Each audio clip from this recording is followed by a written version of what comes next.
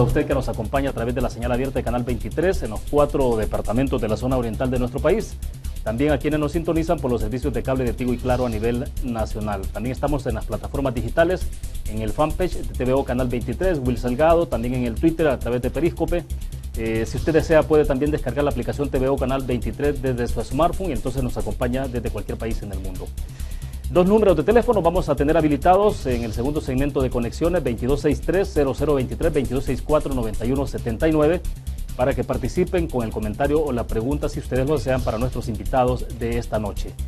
Vamos a tener varios temas en el análisis, sobre todo por los últimos acontecimientos de lo que ha ocurrido particularmente en la Asamblea Legislativa. Hablaremos con nuestros invitados un poco la reflexión sobre la reforma de ley de extinción de dominio. Esto que ocurre en el marco previo, por ejemplo, del llamado que había hecho la embajadora de los Estados Unidos sobre este tema. ¿Qué es lo que hay en el fondo? Hay un esfuerzo unánime de casi todos, quizás, por protegerse ante situaciones futuras de investigaciones. Bueno, varios temas que vamos a conversar. Elección de Corte de Cuentas de la República, magistrado de Corte de Cuentas de la República que está en veremos y que podría ocurrir incluso la próxima semana, partiendo de que hay posiblemente una correlación de 43 votos en mayoría simple para que se tome esa decisión. Hablaremos un poco también de elecciones 2018 en el marco de este tema que tiene que ver con la garantía para el transfugismo en el contexto electoral. Pues bien, agradecemos esta noche que nos acompaña en nuestros estudios Félix Ulloa, abogado constitucionalista, presidente también del Instituto de Estudios Jurídicos de El Salvador, IEGES. Félix, bienvenido, buenas noches. Buenas noches, gracias por la invitación. Perfecto, también agradecemos a Paul Steiner de Democracia Limpia, Movimiento Democracia Limpia, que está con nosotros acompañándonos para esta reflexión. Paul, bienvenido, buenas noches. Gracias, un gran placer estar aquí. Un saludo a todos los que nos están escuchando. Perfecto, antes de iniciar, recordarles a ustedes de nuestro patrocinador de Conexiones Almacenes Bomba. Este es el genérico, 19 sucursales a nivel nacional en el occidente, en la zona central para central y el oriente del país. Más adelante les mostraremos sobre una promoción que corre a partir del día de mañana hasta el próximo domingo.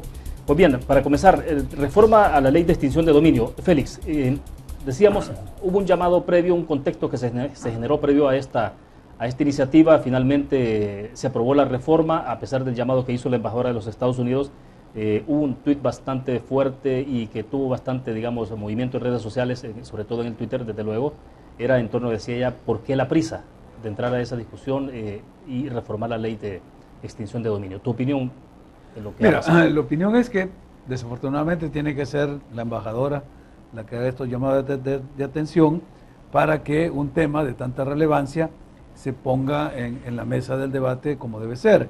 Si ponemos atención a lo que dice el tuit, dice, ¿por qué tanta prisa? No está negando la necesidad que había de debatir esta ley. Sí. Y había que debatirla porque en la aplicación de la misma se habían visto algunos visos de inconstitucionalidad. Ya con otros colegas y en otros paneles habíamos externado nuestra preocupación, no por la ley en sí misma ni por la forma en que estaba redactada, a pesar pues de que tenía algunas figuras que en el derecho constitucional nuestro podían colisionar con algunos principios y algunas normas constitucionales, sobre todo de cara a la garantía de la propiedad y el patrimonio de los salvadoreños o al principio de presunción de inocencia, etcétera. Pero no estaba ahí la clave del debate. La clave del debate estaba en cómo aplicarla de manera tal que estos preceptos constitucionales, estas normas y estos principios no fueran vulnerados. Porque en la parte sustantiva se notaba que la redacción con la que se había llegado a este consenso para elaborar esta ley no solo tenía la intención que todos hemos querido y que se ha planteado muchas veces de que delitos contra la hacienda pública, delitos que vienen originados por el ejercicio de actividades del crimen organizado no prescriban. Bueno, Paul incluso con otro colega, con Ramón Villalta, presentó una iniciativa ya por el 2014, 2013, noviembre, pidiendo que los delitos de gran corrupción se declararan imprescriptibles como delitos de lesa humanidad. Por eso es que a mí no me cuadraba mucho cuando algunos abogados, diputados, y en particular el doctor Portillo Cuadra insistía en el tema de una imprescriptibilidad, decía, o sea, la retroactividad sin límites. Estas cosas ya en el derecho moderno y sobre todo en la lucha contra la corrupción son barreras que se van eliminando, porque perseguir el crimen Sí. organizado implica tener herramientas Ahora, de esta naturaleza. Sí, ahora, ¿coincidías tú en el hecho de que algunos señalaban, por ejemplo, de que en la aplicación de esta normativa había un tema que tenía que ver con el hecho de que, bueno, le aplicaban la ley de extinción de dominio a una persona que estaba en proceso de investigación, es decir, antes de ser condenada? Esa parte, ¿cómo cuidarla? Porque algunos abogados decían entonces, bueno, pero es que hay que ver qué tipo de medidas se aplican, porque efectivamente hay que ver cómo se recupera el dinero una vez que se compruebe que esta persona se hizo de dinero ilícito, ¿no? Sí. Entonces, ese tipo de garantías. Sí, mira, es que lo que te digo, era cuestión de cómo aplicar la medida que se pretendía, que es definitivamente legítima y Ajá. necesaria en la lucha contra la corrupción y el crimen organizado. Es decir, tú no le puedes advertir a alguien que lo vas a ir a quitar sus bienes o que se los vas a ir a embargar. En el juicio ejecutivo, normal, común y corriente, que esté en nuestro derecho común, Sí. nunca le vas a avisar a la persona que vas a embargar que la vas a embargar, porque entonces traspasa sus bienes. Con el embargo se materializa la notificación de que está procesado. Haciendo una comparación y un símil, en este caso, con el derecho penal, la acción de Ya. extinción de dominio tenía ese mismo sentido, es decir, el factor sorpresa para que la persona no esperara hasta ser condenada para que en ese momento... Ahora, ¿eso se debilita o no? Eso se debilita, así Totalmente. como está hoy, sí, se debilita y deja sin esta eficiencia que tenía este instrumento, porque ya la persona Ya. va a ser notificada y puede transferir bienes, sobre todo cuando se trata de bienes que son fungibles. Perfecto. Paul, a la base de esto, ¿qué es lo que está? ¿Subyace la necesidad o la urgencia que tenían algunos legisladores de protegerse, de buscar un poco de impunidad sobre estos temas? ¿O cuál es entonces el sabor que queda después de esto? No tengo ¿cómo se llama? La trayectoria legal de Félix. Lo veo mucho más sencillo. Este es un tema de hipocresía. Básicamente, es hipocresía. ¿Por qué? En el 2004, Félix hablaba del 2015 cuando presentamos la iniciativa de ley para que los delitos de corrupción y delincuencia económica como evasión y elusión no prescribiesen y tuvieran retroactividad. Interesantemente, Portillo Cuadra fue uno de los diputados que me firmó y dio iniciativa de ley a esa propuesta. Tal como ellos estaba Merino, estaba Gallegos, estaban un gran montón de los que votaron a favor de quitarle los dientes a esta ley.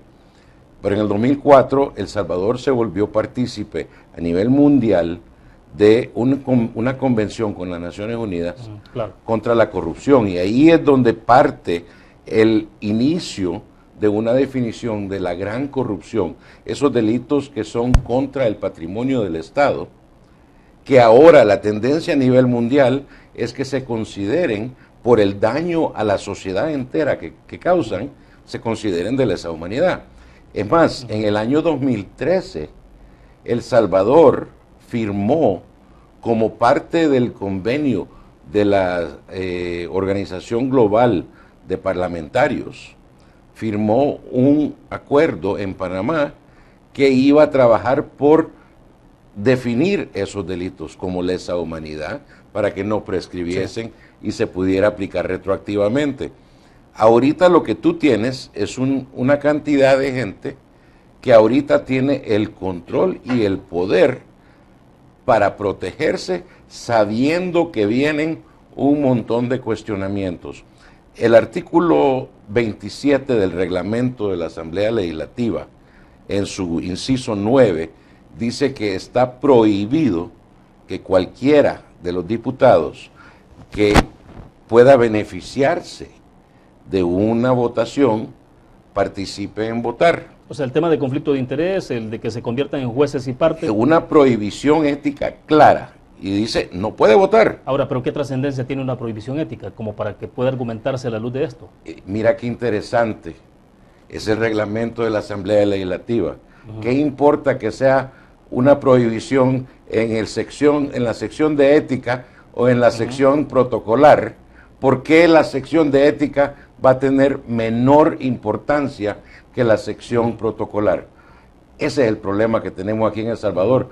Ética, es que ética es menos importante que... No, es que ese es el problema. lo que tuvimos fueron 84 personas a quien nosotros como ciudadanos le hemos encargado, le hemos puesto nuestra confianza para que nos representen, y lo que estamos viendo es que ellos están protegiéndose, porque no es cierto que Arena estaba ahí en contra. Si estaban en contra, hubieran votado en contra. O sea, Arena entonces que asumió una posición de abstención casi como una especie de complicidad. ¿No te recuerdas cuando éramos niños? Salíamos corriendo, ahí está la piscina, te aventás, yo me aviento con vos. Llegás a la orilla, andá, y aquel el que se metía a la piscina, tú te quedabas en la orilla, ¿verdad? Exactamente lo que pasó en la asamblea el otro día. ¿Por qué? Porque Arena no se quería dar el color de votar a favor de algo que querían. La mayoría de la bulla... el costo político. Exacto. La mayoría de la bulla por parte a favor de cambiar la ley fue de Arena. Desde hace varios meses. La iniciativa de ley principalmente vino de Arena. ¿Quién se beneficiaba principalmente? Ahora, pero tampoco nadie es ingenuo en la Asamblea Legislativa. Tampoco uno puede pensar que uno embrocó al otro tampoco. O sea, como que mira, todos tenían intereses. Gana el mayor interés, porque la gran mayoría de los 11 que están en Gana están en cola ahorita en probidad. De ahí siguen los de Arena. FMLN el que menos tiene allá, pero fue el que hizo la mayor votación. Al final del día hay 84 ahí que querían cubrirse las espaldas. Y yo creo que no hay ciudadano que no cree eso hoy en día. Y yo creo que entre más se dé cuenta toda la clase política, que ya les vimos exactamente cuál es su estrategia, si al día siguiente Sánchez Serén almorzando con José Luis Merino y Mauricio Funes ahí en Managua, perdóneme, ¿qué estaba haciendo? Pidiendo asesoría. ¿Cómo me salgo de esta? ¿Cómo te saliste vos de esas? No, hombre, Funes tuvo el 743, este es el 743 de Sánchez Serén. Y solo termino con esto. Esta es la oportunidad del presidente Sánchez Serén de demostrar que no está totalmente comprometido con la clase política y con proteger la corrupción. Esta es la oportunidad de vetar la ley, presidente. Usted puede, ya tienen los 500 millones, vete esta ley de extinción de dominio, porque necesitamos luchar contra la corrupción. Ahora, Félix, no sé si coincides un poco sobre las últimas reflexiones de Paul, pero el tema es esto entonces, ¿qué potencia? ¿La impunidad finalmente? Totalmente. ¿Ante qué estamos? ¿Cuáles son los escenarios que se pueden abrir como para revertir? Dice Paul, la posibilidad de que el presidente de la República pueda vetar. ¿O hay otra opción, por ejemplo, en la parte ética, donde se establece una prohibición ética? ¿Se puede argumentar eso a nivel jurídico? Hay varias vías, pero solo quisiera insistir en lo que dijo Paul. Cuando dijo esto de que, a ver, todos tirarse a la piscina, van todos corriendo, uno se tira y el otro se queda. El vivo se queda atrás, ¿verdad? O el que tira la piedra y esconde la mano. Y ya lo dijo él. Esto es exactamente lo que pasó con el 743.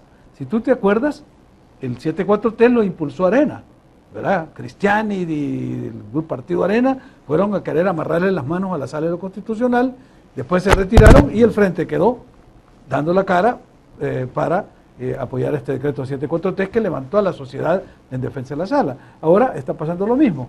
Arena hace el movimiento para llevar a discusión y a debate esta ley, la reforma de esta ley, y al final se aparta y deja que el FMLN y los otros partidos, o los diputados de otros partidos, hagan la mayoría simple. Ahora, finalmente lo que cuenta es quién levanta la mano o quién... Que se alcanza la mayoría simple que se necesitaba. Y eso es lo trágico, porque se construyen mayorías legislativas de forma ilegítima. Y eso es lo que no se permite en la democracia representativa. Nosotros no estamos acostumbrados... Porque ¿Ilegítimo no somos, por qué, perdón? Ilegítima porque, ya lo dice el artículo que mencionaba Paul, de que diputados que tengan interés o que puedan resultar beneficiados, como dice el reglamento interno, la parte ética, no deberían de estar en esa votación. Y ahí tenés diputados que tenían definitivamente... ¿Y esa puede ser una causal de eliminación? Esa puede ser una causal para pedir que ese decreto se declare inconstitucional. Entonces habría que ir a la sala. Habría que ir a la sala. No solo yo perdí la cuenta después de contar 20 que no pudieron haber votado si se implementara ese... Desde 20 de los que votaron. 20 de los que votaron. Desde la señora esta de Arena, que su marido está... Y perdí la cuenta, había más. Sí, la esposa de Chicho. De Chicho hasta el diputado que están procesados. Bueno, ya eso es un hecho consumado. ¿Qué son las vías que hay? Sí. La primera es que el presidente vete ese decreto, por lo menos, si no lo veten los 500 millones, porque ya se los dieron, ¿verdad? Y no va a vetar esa parte, porque lo dijo el secretario técnico. Esto no lo puede vetar porque él mandó esa iniciativa de ley. Usted no va a votar lo que él mandó a pedir, los 500 millones, pero sí puede vetar la reforma a la ley de extinción de dominio y al código electoral, porque nos hemos quedado en la extinción de dominio, pero el código electoral también ha sufrido una serie de modificaciones que afectan definitivamente el marco jurídico constitucional y contradicen sentencias erga omnes de la sala que ya son y deben ser de carácter obligatorio. Vaya, pero entonces el FMLN también tenía interés, o sea, Claro. es decir, Mira, uno más que otros, pero igual... habían tres intereses bien claros, para dejarlo así. El FMLN necesitaba que se le dieran los 500 millones al gobierno. O sea, el interés del FMLN era la reforma al FOB. Arena tenía interés en la ley de extinción de dominio, porque son los que están más afectados, porque con la retroactividad llegan a no solo hasta Saca, que ya va a terminar sus 10 años de prescripción. Pasan de Flores, llegan a Calderón Sol, llegan a Cristiani y podemos llegar hasta la extinción de ejidos del siglo XIX. Es decir, eso no les conviene. Así de flexible la retroactividad. Muchos de los capitales que tú ves ahora tienen un origen horrible, terrible, lleno de sangre y de pillaje a este país, que con esta ley podíamos llegar hasta ello. Y te hablo de la extinción de ejidos para no irme hasta la colonia. Pero antes de eso está la privatización de la banca. Hay muchas cosas que Arena no quería que estuvieran. Entonces Arena tenía interés en la extinción de dominio. Y Gana tenía, además de esto que señala Paul, de que hay muchos que están investigados, pero el interés de ellos era las reformas al Código Electoral. Porque varios de los alcaldes con los que ellos piensan mantener su cuota electoral han sido tránsfugas que se han pasado de otros partidos a ellos. Y desde que salió esta sentencia de la sala, hubo ese interés de este partido de que no se aplicara esa sentencia, cómo birlarla. Y ahora encontraron los tres intereses, se alinearon como tres astros, el FMLN por los 500 millones, Arena por la ley de extinción de dominio y Gana por la reforma electoral. Pero el fiscal general, perdón, Paul dice, el fiscal general en las versiones que se recogen de los periódicos de este día, en declaraciones de ayer, decía él, el fiscal general se está dando una tregua a los corruptos. O sea, era bastante fuerte, ¿no? Porque casi el símil de la tregua de las pandillas, ¿no? Que eso tiene mucho que decir, o sea, esa frase... La connotación. Esa frase tiene una implicación extremadamente fuerte. Yo personalmente estoy de acuerdo, porque sí creo que lo que es una tregua a los que se han dedicado a hacer cosas que no son el bien común. Pero solo mira, esto es como los restaurantes, o sea, era un combo de tres platos y la mayoría de los diputados llegaban ahí a escoger 2 de 3. ¿Por qué? Imagínate, Guillermo Gallegos, presidente de la Asamblea Legislativa, 7 días antes se le había notificado que tenía que explicar $3 millones de enriquecimiento que no había podido justificar y le habían dado 10 días. Sí. Pidió 90 más, se los dieron, no sé por qué, porque a nadie más se lo han dado. Pero él está bajo la lupa de la Corte Suprema de Justicia, que votó unánimemente por eso. Normalmente no votan unánimemente, eso es importante reconocer. Entonces, nuestro flamante presidente de la Asamblea Legislativa tenía un interés muy, pero muy grande en que la ley de extinción de dominio le quitaran los dientes. Por lo que parece publicado el día de ayer sobre los $3 millones. Exacto, ¿por qué? Solo mira lo que le hicieron a Cardosa. Cardosa está pagando renta para poder usar los calzoncillos en su casa. Lo mismo le pudo haber pasado a Gallegos. Entonces, obviamente, el presidente mismo de la Asamblea Legislativa, ¿y por qué enfatizo tanto el presidente? Porque supuestamente debería de ser el que representa a todos los diputados, el que coordina a todos los diputados, el que da la línea ética. ¿Dónde está ese tipo de vicepresidente de la Asamblea en este país? No lo tenemos. Bien, nos quedamos en el punto, tengo que hacer una pausa comercial, tendremos habilitados al regreso 2 números de teléfono, los tiene en pantalla, 2263-0023, 2264-9179, para que participen con el comentario o la pregunta para nuestros invitados. Les dejo a ustedes la promoción de Almacenes Bomba, que va de viernes a domingo este fin de semana en ropa y calzado, 20% de descuento y 5% adicional con la tarjeta Bomba Club del 21 al 23 de julio. Vamos a la pausa, regresamos.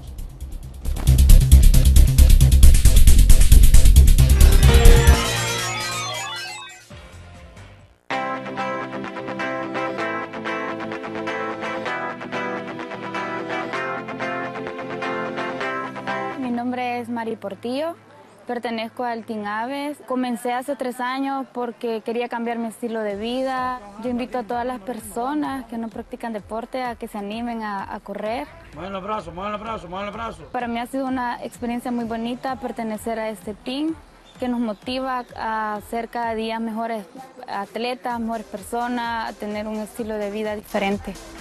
A pesar de que tengo poco tiempo de haber comenzado, he podido sobresalir en algunas carreras, gracias a Aves, al apoyo que nos dan, nos brindan nutrición.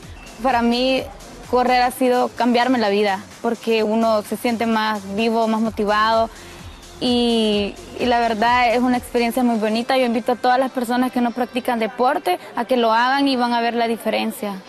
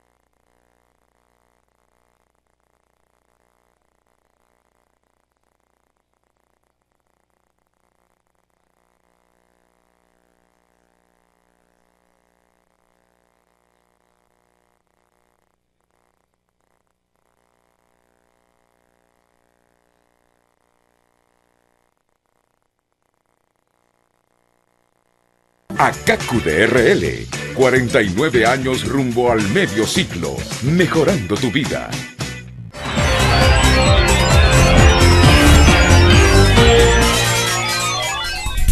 Es un gusto que nos acompañe. Tenemos habilitados 2 números de teléfono. Si ustedes desean participar, pueden hacerlo marcándolos. Están apareciendo ahí en pantalla. Mientras tanto, les recuerdo a ustedes de ACACU DRL, que cuenta con 6 agencias en la zona oriental de nuestro país, de manera particular en Santa Rosa de Lima, San Miguel en Usulután, San Francisco Gotera y La Unión, donde hay 2 agencias, ACACU Centro y oficina principal.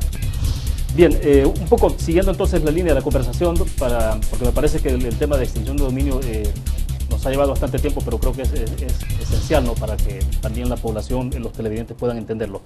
Ahora, cuando iniciaba les preguntaba, bueno, poníamos en perspectiva un poco la preocupación de la embajada norteamericana sobre este tema. ¿Qué puede pasar ahora entonces con Estados Unidos? ¿Tiene alguna forma de establecer algún tipo de presión? Yo les decía antes de comenzar también el tema de Fomilenio, uno de ustedes dijo el Triángulo Norte, no sé, los fondos. ¿Qué puede pasar, Félix, contigo? Bueno, mira, el problema es que estos son programas en los cuales la embajada simplemente tiene un papel muy marginal. O tal vez hacer algunos reportes, informar de algunas cosas, porque son procesos que se construyen a nivel congresional. Entonces son una especie de leyes especiales y para que puedan ser reformadas, afectadas, se requiere la intervención a nivel de Congreso. La embajada sí tiene un rol importante en informar a su gobierno, ¿verdad?, al Departamento de Estado y de ahí a los congresistas. Es decir, hay mucha comunicación al Congreso y además la embajadora tiene puede ser llamada para dar un Sí. informe, en fin. Bueno, en el caso de Hay- José Luis Merino, por ejemplo, hubo la petición que ha habido es de 20 14 congresistas, 14 congresistas, pero republicanos y demócratas, ¿no? Sí, O de, sea, de los dos partidos, pero a su secretario del Tesoro. No Claro, tiene nada que ver con correcto. nosotros. Claro, cualquier cosa, allá estornudan y aquí nos da la gripe. Entonces, cualquier cosa que pase Sí. en Washington nos afecta. Donde sí la embajada puede tener un papel determinante y que es un mecanismo que ha utilizado en varios países es en la parte migratoria, es decir, quitarles la visa a funcionarios que consideren que no ameritan tenerla por cualquiera de las razones que ellos tienen para quitar una visa. pero eso tendrá mucho peso en tanto alguno de estos funcionarios también tenga cuentas en Estados Unidos, negocios y ese tipo de cosas. Por una parte, y por otra la sanción pública y moral de que te quiten una visa Sí. por estar en una lista, etcétera. Entonces, eso sí lo puede hacer la embajada sin tener que pasar por el Congreso ni nada.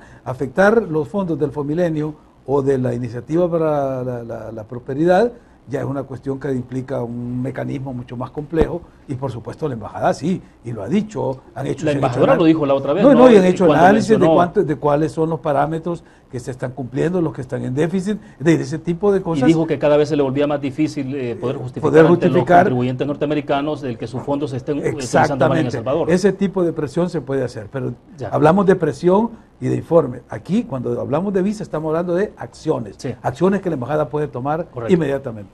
Paul, para cerrar sobre este tema en particular, usted nos decía algo en el corte comercial, un poco lo que pasó con Elliot Ness Sí, en Estados Unidos, ¿no? Siglo pasado. Una de las razones por las cuales los Estados Unidos es tan fuerte proponente de la ley de extinción de dominio es porque así fue que se ganó la lucha contra la mafia. En Chicago, por ejemplo, la frase de Elliot Ness es follow the money, síguele la pista Sí. al dinero.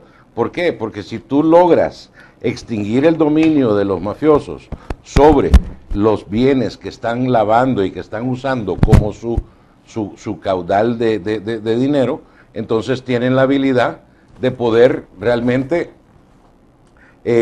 quitarle el poder y la fuerza a estos. Pero imagínate aquí en El Salvador. A ver, pero entonces se convierte en una piedra angular para el combate de Es la que es clave, corrupción. mira. Es decir, esta ley no es cualquier normativa. No, para nada. Y si tú ves en todo el mundo, hay dos vías por las cuales tú persigues a los corruptos y al crimen organizado. Uno es a la persona, ¿verdad? Donde tú vas por el corrupto o por el criminal y lo persigues y le haces un juicio a la persona. Sí. El otro es al bien, que ni siquiera vas contra el bien, vas contra el dominio. Le estás pidiendo a la persona, enséñeme la factura por este bien. Cuando ya te enseña la factura, ahora enséñeme dónde consiguió el dinero para pagarla.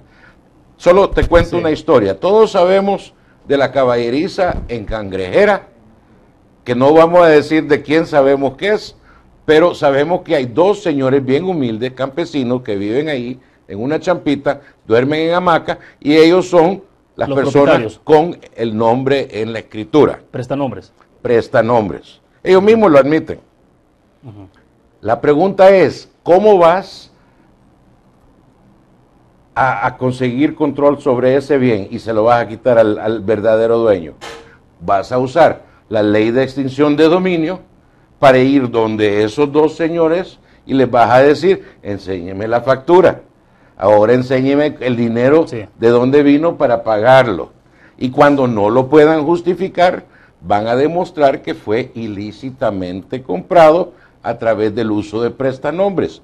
Y eso nos va a ayudar a seguir la pista al siguiente nivel, que fue, como dicen, el autor intelectual del Sí. crimen, ¿verdad? Y esa es una de las claves en la lucha contra la corrupción.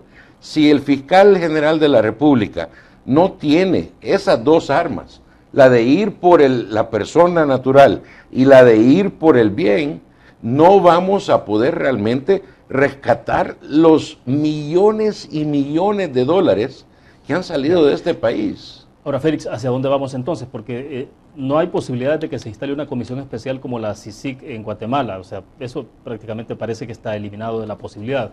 Ahora aparece esta situación de extinción de dominio, quitándole entonces la fuerza a los dientes para poder ejercer una normativa y que se combata el tema de corrupción.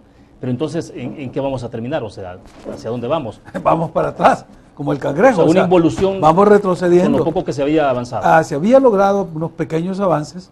Recuerdo que cuando Paul insistía con este movimiento de alto a la impunidad que dio origen a democracia limpia, y se empezó porque se vio el ejemplo de Guatemala, donde la ciudadanía, como tal y como un sujeto actuante en una sociedad democrática, logró, con acciones ciudadanas pacíficas y bien organizadas, tumbar un gobierno corrupto como el de Otto Pérez y la vicepresidenta Valdetti.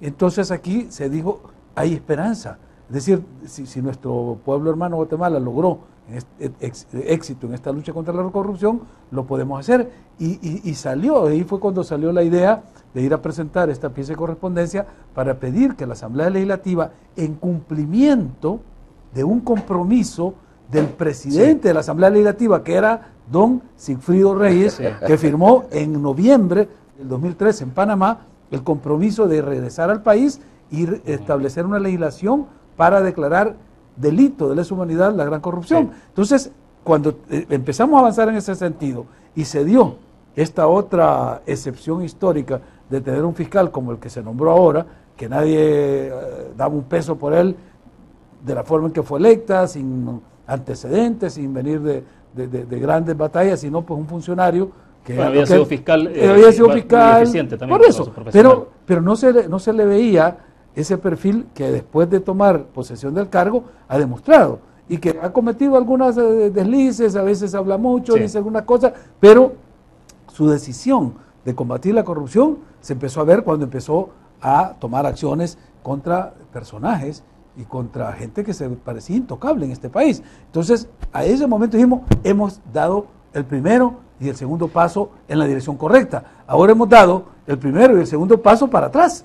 Entonces, ojalá fuera para agarrar impulso y saltar, porque de una crisis, y yo siempre he creído de que en una crisis puede servir o para hundirnos o para superarla y salir adelante. Bueno, pero ese avance no va a venir de la clase política o partidaria, o sea, parece que eso no... por ahora estamos jugando en la cancha partidaria. Con la sociedad civil, ¿qué pasa entonces? Es que ese es el problema. Paul, hasta le hicieron burla en su momento, ¿no? Porque decía cuando concentró gente en la plaza y que no había logrado la cantidad de gente que se esperaba de convocatoria. Pero entonces, ¿qué pasa con la...? No, pero mira, la gente ya está, la indignación está llegando ya. Simplemente pero ¿será que vamos a trascender de redes sociales? Porque bueno, uno eso en es lo que se espera, Facebook, que ya no le des like a un tweet o a un llamado en Facebook, sino que pasar a la acción, Y eso es lo que la gente ya está llegando al límite, porque ya esto que pasó el martes ya es como la gota que derrama el vaso. Es decir, la gente está indignada y lo que le están pidiendo al presidente, que lo acaba de hacer Paul aquí en este programa, es, señor presidente, vete ese decreto, vete esas reformas a la ley de extinción de dominio y a la ley y al código electoral. Y no le vamos a pedir que vete la de los 500 millones, porque ya lo dijo su secretario técnico, él lo mandó, entonces no se va a esperar a que lo vete. Pero las otras dos creo que tiene no solo la obligación ética, moral de hacerlo, sino que políticamente puede él reivindicarse frente a una población que está decepcionada. Aunque en menor cuantía, pero también el Frente tiene funcionarios que están también... Todos. O sea, no por eso, entonces, William, pedirle al presidente de la República hacerle una solicitud como esa es como decirle, bueno, péguese un tiro en el pie, pues, o sea... Pero es que no, es que mira, si ves la reforma, cuando se ha declarado, porque el gran temor era cómo ir hacia la prescripción, porque era imprescriptible por la retroactividad. Entonces, si se ha quedado en 10 años y en 30 años, para los criminales, terroristas, bla, bla, las maras... ese es otro tema, ¿no? De la cantidad de... Y la diferencia que se ha hecho. Sí. Es decir, el Frente no queda liberado, es decir, los dos gobiernos del Frente caen dentro del paso de la prescripción, o sea, no es que se está pegando un balazo en el pie. Por eso decimos, aquí el interés oculto, el beneficiario, el tercero beneficiario de esta conspiración es Arena y los gobiernos que están de Francisco Flores para atrás. Eso es. Entonces, pero la víctima, y creo que es importante reconocer esto, la víctima de todo eso es la ciudadanía. Sin embargo, el nivel de indignación a la que estamos llegando todos es que sí vamos a buscar cabezas los ciudadanos en las votaciones. Y esa es una de las cosas que el presidente tiene que sopesar. No ha sido, digamos, esto no ha ocurrido tan claro en las últimas elecciones. No, pero yo creo que nunca... ¿Qué le hace pensar que ahora sí puede haber un cambio? Nunca hemos visto una situación en El Salvador donde 7 de cada 10 salvadoreños rechazan todo.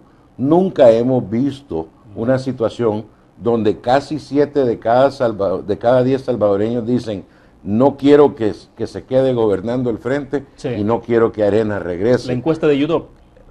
Ese es extremadamente revelador. Y por eso es importante el veto a la reforma del Código Electoral. Tiene que porque con esa han cerrado la puerta para que algunos diputados que se han caracterizado en esta legislatura de honestidad y valentía no puedan correr como candidatos no partidarios, por ejemplo.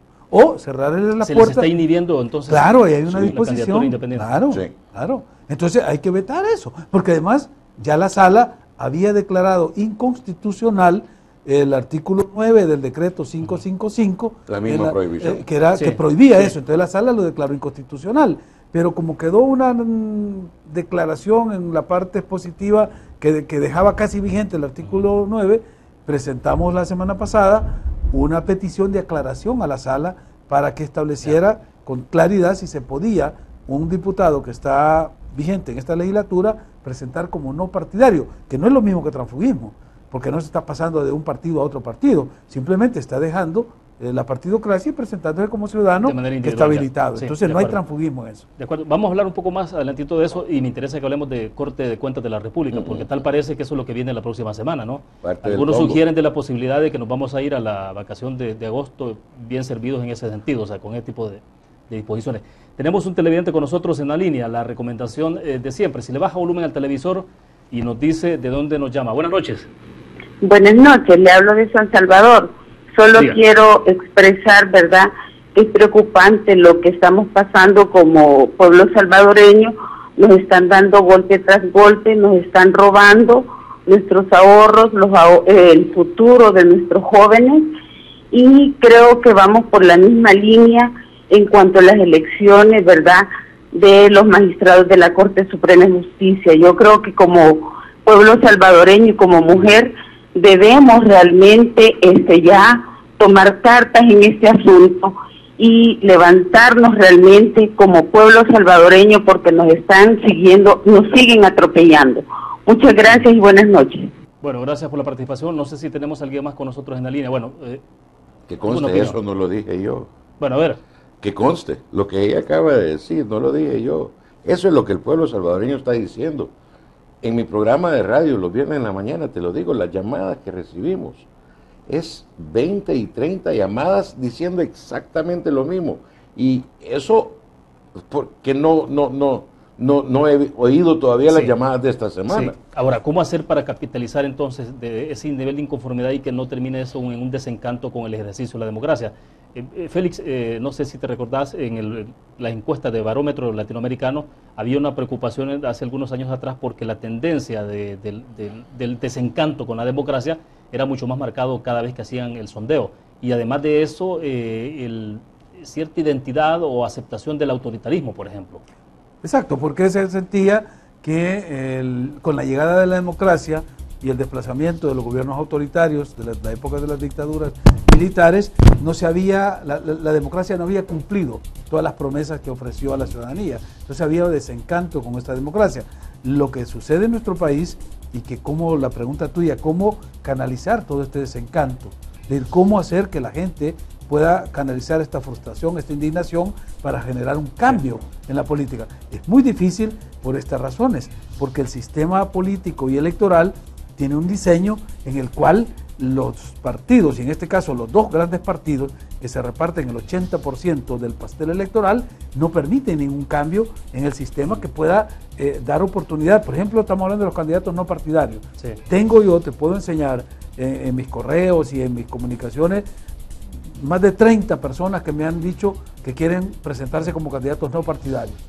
¿Por qué? Porque creen que ninguno de los partidos va a tener el apoyo afuera de sus votos duros y que esa gran masa de descontento hay que darle nuevas opciones, nuevas caras. Hasta hoy pero no hay partidarios, ¿por qué no han tenido el eco en la sociedad? No estoy hablando del procedimiento que ya sabe que es engorroso y que por las condiciones inequitativas en las que tienen que competir, algunas de las cuales ya la sala están en el terreno buscando el voto. Ya la sala corrigió la peor que había, porque presentamos una demanda después de los resultados de las elecciones del 2015 diciéndole, señores de la sala, aquí ustedes han sostenido que el sistema de elección legislativa es proporcional, pero en el caso de los no partidarios se les aplica el sistema mayoritario, porque ahí ellos tienen que competir un candidato no partidario contra todos los partidos. No es posible. Entonces la sala ahora estableció que se pueden hacer listas de no partidarios y sumar todos los votos de todos los no partidarios para compararlos con los partidos, y el que tenga más se va a entrar.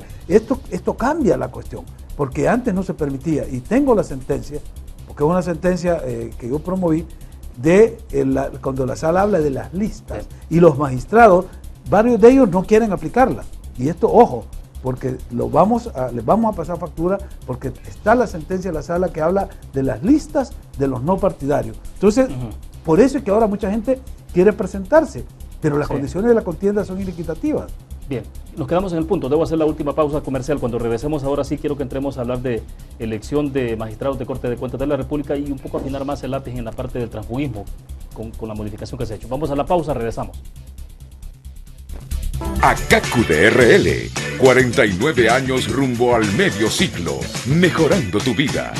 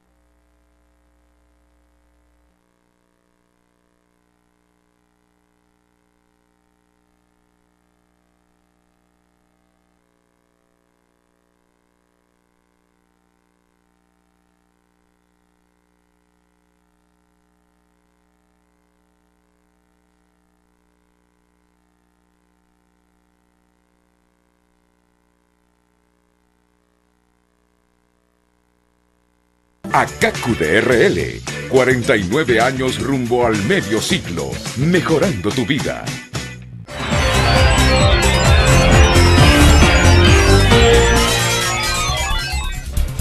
Bien, nuestra recomendación sobre ACACU, a que usted se asocie a la cooperativa ACACU y pueda mantenerse al día en sus aportaciones para que haga uso de los beneficios y participe en la promoción de un Kia Picanto 2018.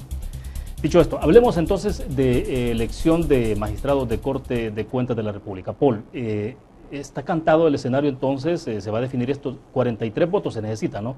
Y el Partido Arena ya ha pedido a la fracción que se inicie un proceso de expulsión de Carolina Rodríguez. Es decir, prácticamente es un hecho, uno pensaría que ya está, es una ficha cantada, entonces, elección de magistrados para la próxima sesión plenaria. ¿Cuál es? No la pueden expulsar. Tal vez de Arena la pueden expulsar. Claro. Entonces lo peor que va a pasar es que la señora se vuelve independiente. Entonces ahí va a estar para votar. O sea, no le veo lo lógico. Sin embargo, esta votación de combos que hemos tenido esta semana, el 2 de 3 del martes fue entrada y plato fuerte. Y la Corte de Cuentas el postre que va a ser la semana entrante. ¿Por qué? Porque ya está claro que lo que están buscando es otro reparto partidario. ¿Cómo vas a creer que dentro de la lista corta hay una señorita que sale en fotos vestida con la camiseta de Ghana? Sí. que actualmente es, creo que, directora financiera en la Corte de Cuentas. Hay otra que es una jueza que dejó libre a Orellana en el caso Perla de Anda. Hay otro que actualmente es magistrado y está en la lista corta para ser reelecto, que también ha sido tapadera de varios casos, de los cuales ha sido criticado y nadie ha hecho nada. La historia, el rumor que está saliendo es que Barahona, en la gaveta de su escritorio, ya tiene el documento que limpia todos los hallazgos para la donación de la ONG de la esposa de Guillermo Gallegos. ¿Y esto qué es una especie de canje? Así parece, te la guardo en la gaveta para cuando ya me confirmes que me has reelecto, yo te la paso y la publico.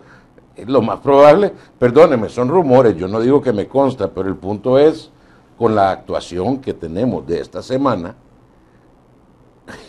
no me queda mucha imaginación más que creer los rumores que me están llegando, especialmente de organizaciones como Gana. Llevamos siete cortes de cuentas que han sido declaradas inconstitucionales.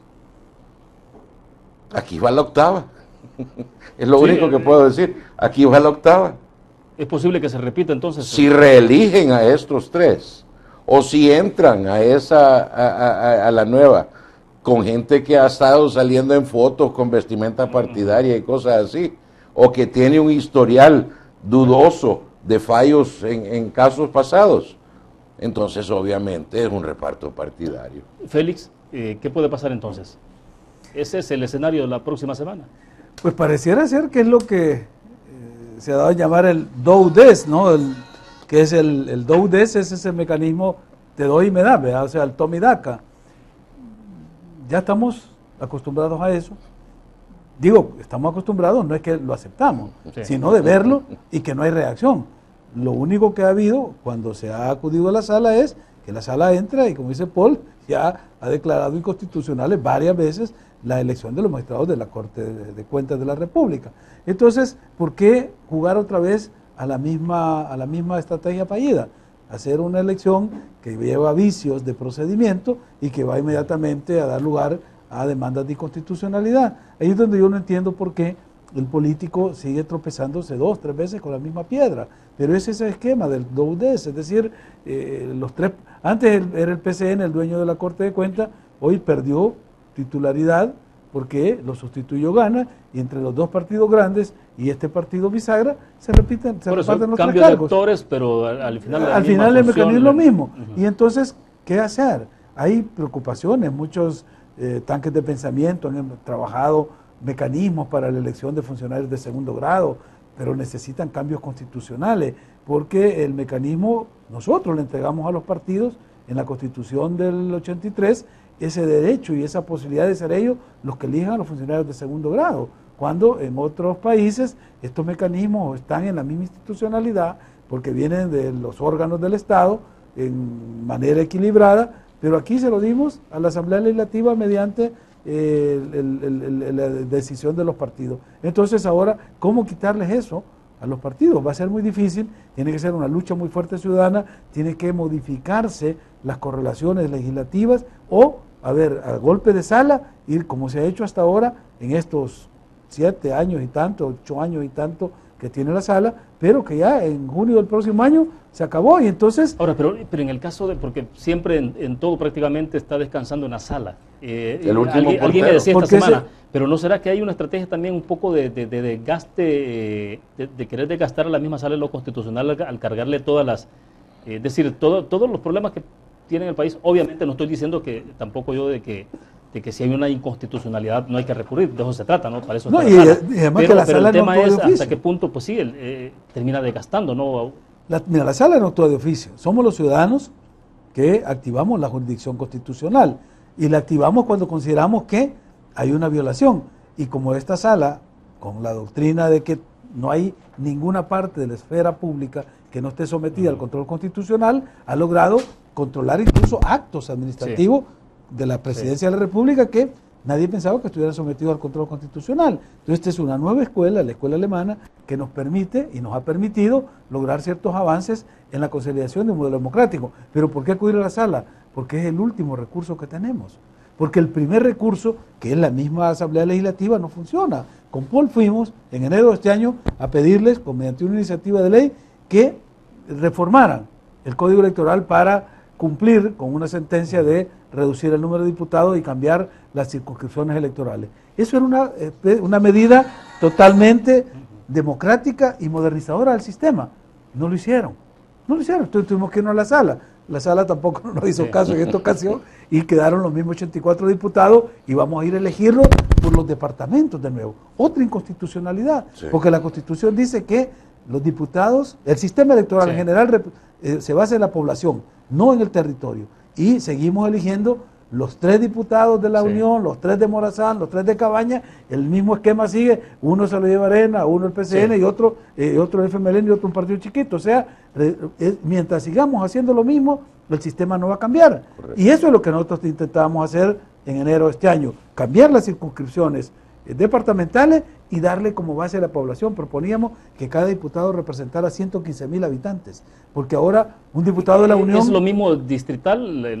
No, es otra cosa, eso es distritos electorales, no. Aquí hablamos de 4 circunscripciones con diputados que representaran 115 cada uno y nos salían 50. Alguien decía, miren, pero eso no da número para las mayorías, se puede arreglar eso, podían ser 48, 62, lo que fuera. El tema era cómo entrar a democratizar el sistema, a hacerlo constitucional, que hoy por hoy sigue siendo inconstitucional, porque seguimos utilizando los 14 departamentos como circunscripciones, y eso es inconstitucional. Ahora volvemos, Paul, al final es la sociedad civil la que puede hacer algo, es decir, no se puede esperar entonces que de la estructura de política partidaria se avance en ese sentido. Tenemos la obligación, como ciudadanos, de nosotros ser los artífices de cambio de nuestra sociedad. Yo creo que recordémonos que nuestra clase política sale de la sociedad misma. La frase que todos los países tienen, todas las sociedades tienen los políticos que se merecen, es cierto, porque de nosotros salen. O sea, la cultura del Vivian es la que parió la clase política que tenemos ahorita. Y eso se crió durante los años 70 y 80. Ahora tenemos que, y se perfeccionó durante los 90 y los 2000. Ahora la sociedad civil tiene que tomar una decisión. ¿Vamos realmente a cambiar este país, a volverlo un país democrático, donde el Estado de Derecho realmente predomina, donde los derechos de nuestros hijos y nuestros nietos están garantizados? Porque la clase política no va a cambiar esto por voluntad propia, ya lo determinamos, eso ya está claro, ellos mismos lo han demostrado. Entonces, ¿quién es el dueño de esta finca? Si usted saca su DUI, yo le digo que la foto del dueño está en ese DUI. Entonces, usted tiene una decisión que tomar. O se vuelve el peón que le dijeron que es, o usted reconoce que usted es el dueño de la finca y comienza a exigir que la cosa cambie. Porque los capataces se la han tomado y usted tiene que decirles cómo quiere que se la manejen o cambiarlos por otros. Pero es así de sencillo. Ahora, el escenario que está configurando, porque viene después elección de magistrados de sala de Corte Suprema de Justicia, ¿no?, para el próximo año, que va a depender, y fiscales, que va a depender de cómo se configure la Asamblea Legislativa en marzo, el 4 de marzo. Y que toma posición el 1 de mayo. Y en junio... O sea, estamos hablando de todo un proceso que viene que es trascendental, crucial para la democracia de este país. Exacto. Y hay un gran debate, perdón la interrupción, pero hay un gran debate en la sociedad sobre si ir a votar o no. Hay gente que dice, yo no voy a ir a votar, eso está peor que nunca. Me voy a ir a almorzar con la abuelita o me voy a ir a la playa. Eso es lo peor que usted puede hacer, porque usted le está dejando la decisión a otro. Bueno, pero los partidos mayoritarios dicen algunos estarían felices. Álvaro Artiga decía de la UCA, decía, no, sí que están felices, teniendo voto duro a Arena, FMLN, dice... Con eso definen. Para eso tienen el voto duro. Pues entre menos votación hay, mejor. Acordate que los militantes, o como alguien decía, los militontos, no piensan, ellos van y van a ir a votar por lo que les digan. El famoso borreguismo. El borreguismo, el ciudadano consciente, el voto ilustrado, el voto informado, ese voto que puede cambiar la situación y que es el 60% de la población, ese es el que hay que... Ahora, pero sí, de acuerdo, pero ¿cómo romper entonces con ese nivel de frustración que hay en la sociedad? Ir a votar. Esa es frustración al final que se expresa, Ir a se votar. canaliza de la peor forma. Es que el problema es yendo a que votar. la gente no quiere ir a votar porque dice, ¿y por quién va a votar si en la papeleta van a aparecer estas mismas caras? Entonces es cómo darle oportunidad a nuevas caras.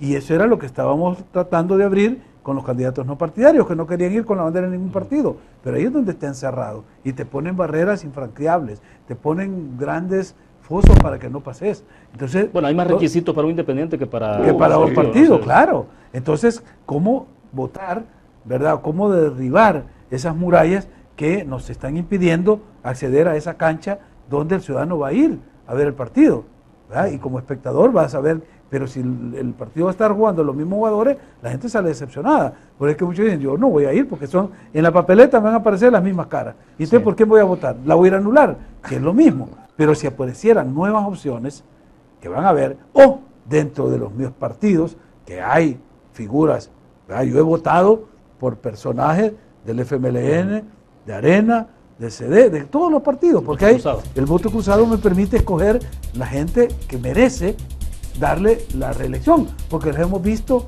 su desempeño en las legislaturas, ¿verdad? Esa gente que no votó por alguna cuestión o que hizo una propuesta, es decir, hay que darle una oportunidad a los que todavía están dentro y que son rescatables dentro de los partidos, pero la gran mayoría hay que renovarla, y esa era la posibilidad que se podía lograr con estos candidatos no partidarios. Si Dos líneas porque se nos fue el tiempo. Solo rapidito, una historia bien rápida. Cada 2 jueves yo tengo un taller ciudadano. Y ahí tengo desde el presidente del colegio médico hasta doña Ceci que vende Avon en la calle. Y doña Ceci en uno de los recientes dijo, la solución es bien clara, hay que ir a votar. Primero, no vote por bandera. Segundo, todo aquel que ha estado más de 2 periodos no vote por él, ellos son los dinosaurios. Tercero, vote por todos los independientes y vote parejo para todos los diferentes partidos. ¿Por qué? Porque si usted equilibra todos los partidos, no hay bloque político posible. Se están obligados a ponerse de acuerdo. Bueno, perfecto, se nos agotó el tiempo. Gracias, Félix, por compartir con nosotros. Muy gentil, Paul. Gracias, muchas gracias por tenerme aquí. Bien, perfecto. Terminamos de esta forma. Quiero comunicarles a ustedes que a partir de la próxima semana, desde el lunes a viernes, tendremos conexiones todos los días, solo que será un horario distinto. Estaremos de 5 a 6 de la tarde. Así que les invito a que nos consideren ese nuevo horario a partir del lunes de la próxima semana, toda la semana completa. Mañana, todavía estamos a las 8 de la noche, estará con nosotros en nuestros estudios Paolo Lurs y también Federico Hernández, haciendo un poco de esfuerzo por analizar estos acontecimientos de los que hemos hablado ahora, pero también cómo estamos cerrando la semana. Gracias por su fiel sintonía y que descansen. Buenas noches.